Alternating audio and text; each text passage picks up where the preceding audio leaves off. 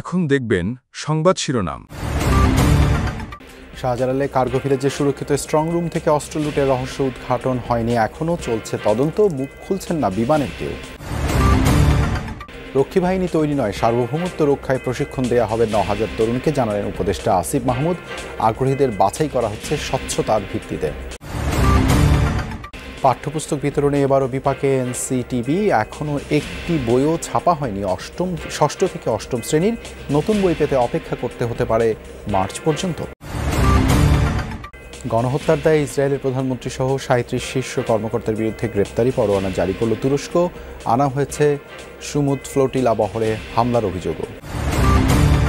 আসসালামু আলাইকুম। এতক্ষণ দেখছিলেন সংবাদ শিরোনাম, এখন দেখবেন বিস্তারিত। এক সপ্তাহ পরও কার্গো ভিলেজের লুট হওয়া অস্ত্র সম্পর্কে কিছুই জানাতে পারেনি রাষ্ট্রীয় উড়োজাহাজ সংস্থা বিমান। শাহজালাল বিমানবন্দরের ভয়াবহ আগুনের কারণ উদ্ঘাটনের আগেই ঘটে গেছে রহস্যময় এই ঘটনা। কড়া নিরাপত্তা বেষ্টনীর ভেতরে অত্যন্ত সুরক্ষিত ভোল্টের তালা ভেঙে অস্ত্র লুটের তদন্ত করা হচ্ছে। এদিকে কার্গো ভিলেজের ভাঙা ভোল্ট থেকে ৮০টি অস্ত্র, বিপুল পরিমাণ গুলি ও অস্ত্রের সরঞ্জাম হেফাজতে নিয়েছে পুলিশ। তবে অস্ত্র লুটের ঘটনায় মুখ খুলছেন না বিমানের কেউ। ভয়াবহ আগুনে প্রায় ধ্বংস হয়ে যায় কার্গো ভিলেজের পুরো আমদানি শাখা। ভেতরে বাইরে থাকা শত শত কোটি টাকার মালামাল পুড়ে ছাই হয়ে গেলেও কার্গো ভবনে থাকা শক্তিশালী স্ট্রং ভোল্টটি ছিল প্রায় অক্ষত, যেখানে ছিল আইনশৃঙ্খলা বাহিনীর জন্য আমদানি করা বিভিন্ন আগ্নেয়াস্ত্র, গোলাবারুদ সহ অতি মূল্যবান জিনিস। ২৮ অক্টোবর সকালে কয়েক স্তরের নিরাপত্তায় থাকা ভল্টরুমে তালা না দেখে শুরু হয় ঊর্ধ্বতন কর্মকর্তাদের দৌড়ঝাঁপ। বিষয়টি নিয়ে এয়ারপোর্ট থানায় জিডি করে কার্গো ভিলেজের নিরাপত্তার দায়িত্বে থাকা বিমান বাংলাদেশ এয়ারলাইন্স। ভল্টে থাকা ৬৭টি অত্যাধুনিক পিস্তল, ১২টি শটগান, একটি অ্যাসল্ট রাইফেল, ১৩৮টি পিস্তলের ম্যাগাজিন ছাড়াও বিপুল পরিমাণ গুলি ও সরঞ্জাম হেফাজতে নেয় পুলিশ। এটা তো একটা জিডি করা হয়েছে, জিডির ভিত্তিতে এটা তদন্তাধীন রয়েছে। এটা সম্পূর্ণ এটার নিয়ন্ত্রণ তার পুলিশের কাছে না। ওই জিডিতে জানানো হয় ২৪ অক্টোবর কয়েকটি সংস্থার প্রতিনিধিদের উপস্থিতিতে অক্ষত স্ট্রং রুমের ভল্ট পরীক্ষা করে সিলগালা করা হয়। বাইরে নতুন করে বাড়ানো হয় নিরাপত্তা ব্যবস্থা। কিন্তু তারপরও কিভাবে তালা ভাঙার মতো ঘটনা ঘটল তা নিয়ে হতবাক বিশেষজ্ঞরা। ১৮ অক্টোবর আগুনের ঘটনায় পুরো কার্গো ভিলেজ বিদ্যুৎ ব্যবস্থা সহ নষ্ট হয়ে যায় বিভিন্ন সিসি ক্যামেরাগুলোও। তাই সংশ্লিষ্ট দায়িত্বপ্রাপ্তরা ছাড়া অন্যদের চলাচল বন্ধ করে দেওয়া হয়। তাছাড়া স্ট্রং রুম থেকে কিছু সরাতে বা প্রবেশ করাতে হলে কয়েক স্তরের নিরাপত্তা ও অনুমোদন লাগে।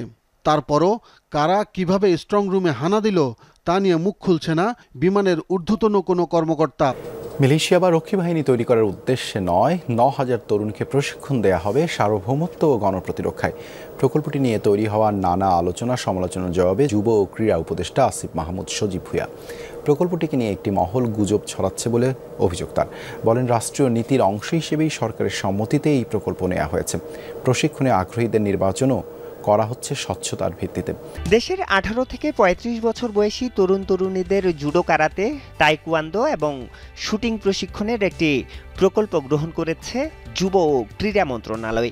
প্রকল্পের আওতায় ৮,৮৫০ জনকে প্রশিক্ষণ দেয়া হবে বিকেএসপিতে। আত্মরক্ষামূলক মৌলিক প্রশিক্ষণ বলা হলেও এই প্রকল্প নিয়ে পক্ষে বিপক্ষে তৈরি হয়েছে মিশ্র প্রতিক্রিয়া, নানা জল্পনা কল্পনা। দুঃখজনক যে এগুলো সব কিছু পাবলিক ডকুমেন্ট। এটা যারা আলোচনা করছেন এসব বিষয়ে, আমি দেখি অনেক শিক্ষিত মানুষজন আলোচনা করছেন। তারা এটা চাইলেই এটার বিষয়ে বিস্তারিত খোঁজখবর নিতে পারতেন। আমাদের প্রশিক্ষণটা দেওয়া হবে এয়ার গান দিয়ে। অনেকে AK-47-এর কথাও বলছে। কথাটা যারা বলছে তারা খুব উদ্দেশ্যপ্রণোদিতভাবেই এই প্রশিক্ষণটাকে প্রশ্নবিদ্ধ করার জন্য, এবং তাদের ভিন্ন উদ্দেশ্য আছে বলে আমি মনে করি। তিনি বলছেন, জাতীয় নিরাপত্তার স্বার্থে তরুণদের প্রশিক্ষিত করার জন্য এটি পাইলট প্রকল্প। কখনো সংকটময় পরিস্থিতি তৈরি হলে যেন তারা ঝাঁপিয়ে পড়তে পারে। সামাজিক মাধ্যমে অনেকেই একে ১৯৭২ সালে শেখ মুজিব গঠিত রক্ষী বাহিনীর সাথে তুলনা করছেন, যেটি পরে দলীয় বাহিনীতে পরিণত হয়েছিল। উপদেষ্টা বলছেন, গণপ্রতিরক্ষা সেরকম কোনো প্রকল্প নয়। আবারও আমি বলছি, এটা কোনো বাহিনী না। এখানে তো প্রশিক্ষণের পরে তাদেরকে কোনো অস্ত্র দেওয়া হচ্ছে না বা তাদেরকে কোথাও রিক্রুটও করা হচ্ছে না। They are going in their regular life. মূলত প্রবলেমটা হচ্ছে গণপ্রতিরক্ষা আইডিয়াটার সাথে। এটা অনেকের জন্য আসলে হুমকি স্বরূপ বা অনেকের জন্য আমাদের উপর আগ্রাসনটা চালানোর জন্য আসলে তাদের আর সেই সুযোগটা থাকে না। পাঠ্য বই দিতে এবারও কথা দিয়ে কথা রাখতে পারছে না জাতীয় শিক্ষাক্রম ও পাঠ্যপুস্তক বোর্ড এনসিটিবি। জানুয়ারির প্রথম সপ্তাহে প্রাথমিক ও ইবতেদায়ীর বই শিক্ষার্থীদের হাতে তুলে দেওয়ার সম্ভাবনা থাকলেও মাধ্যমিকের বই নিয়ে বিপাকে প্রতিষ্ঠানটি। নবম শ্রেণীর জন্য 6.25 কোটি বইয়ের মধ্যে প্রস্তুত মাত্র 1,03,000 বই, আর ষষ্ঠ থেকে অষ্টম শ্রেণীর 12.5 কোটি বইয়ের একটিও ছাপানো হয়নি। শঙ্কা, মাধ্যমিকের শিক্ষার্থীদের নতুন বই পেতে অপেক্ষা করতে হতে পারে মার্চ মাস পর্যন্ত। প্রেসগুলোর ব্যস্ততায় প্রায় শেষ প্রাথমিক ও ইবতেদায়ীর 12 কোটি বইয়ের মুদ্রণ। ইতোমধ্যে জেলা উপজেলায় সরবরাহ হয়েছে প্রায় 62% বই। প্রিন্টিং প্রক্রিয়াটা তো ফেজ বাই ফেজ, ঠিক আছে। এখন প্রিন্টিংয়ের প্রাইমারির কাজ কিন্তু চলমান, মানে প্রেসে কাজ। আমি এখন যদি ধরেন 6-7-এর যায়ও এটা বা 9-10-এর, তারা কিন্তু এই কাজটা ধরতে পারবে না মানে তারা যেহেতু প্রাইমারি নিয়ে ব্যস্ত রয়েছে, মানে বাই ডিসেম্বর আমাদের কাজগুলো কিন্তু শেষ হয়ে যাবে। অবশ্যই বাই ডিসেম্বর এগুলো কাজগুলো শেষ হয়ে যাবে এই ওয়ার্ক প্ল্যান অনুযায়ী। যদিও নির্ধারিত সময়ের মধ্যেই বই দিতে আপ্রাণ চেষ্টা করছে এনসিটিবি, চলছে নজরদারি। দুর্নীতি অনিয়ম ঠেকাতে বইয়ের ভেতরের পাতায় এবার প্রেসের নাম দেয়া হচ্ছে বাধ্যতামূলকভাবে।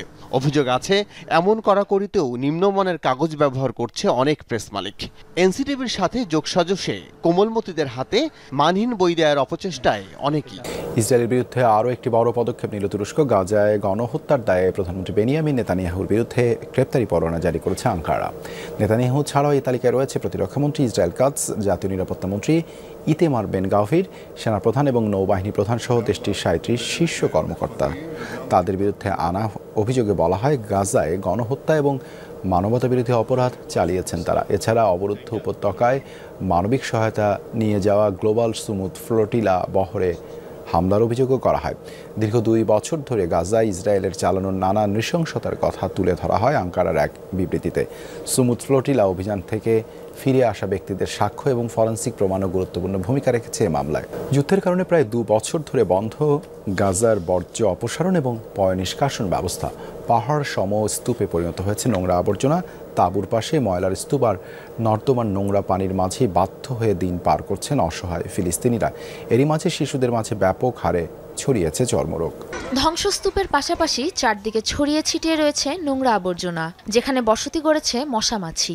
দুর্গন্ধে এক মুহূর্ত দাঁড়িয়ে থাকাও দুষ্কর। এমন দুর্বিষহ পরিস্থিতির মাঝেই বাধ্য হয়ে বাস করছেন যুদ্ধবিধ্বস্ত গাজার বাসিন্দারা। উপচে পড়া নর্দমার পানি আর ফেলে দেওয়া আবর্জনায় সয়লাব চারপাশ। এর সাথে যোগ হয়েছে 2 বছর ধরে চলা যুদ্ধের ধ্বংসাবশেষ। এরই মাঝে তাঁবু খাটিয়ে বাস করছেন ফিলিস্তিনিরা।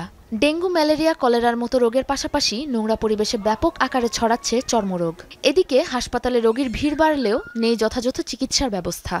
প্রতিদিন ঘুম থেকে উঠে তাঁবু থেকে বের হয়ে ময়লার স্তূপ দেখি। ময়লা আর নর্দমার পানির কারণে তাঁবুতে বেড়েছে মশা মাছির উপদ্রব। দুর্গন্ধে রাতে ঘুমাতে পারি না। আমার সন্তানেরা সবাই জ্বর, শ্বাসকষ্টে আক্রান্ত।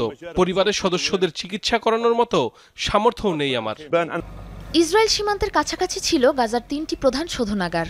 আগ্রাসন শুরুর পর থেকেই সীমান্ত অবরোধ করায় গেল 2 বছর ধরে বন্ধ উপত্যকার পয়ঃনিষ্কাশন ব্যবস্থা। যুদ্ধবিধ্বস্ত উপত্যকাটি যেন বর্জ্যের ভাগাড়ে পরিণত হয়েছে।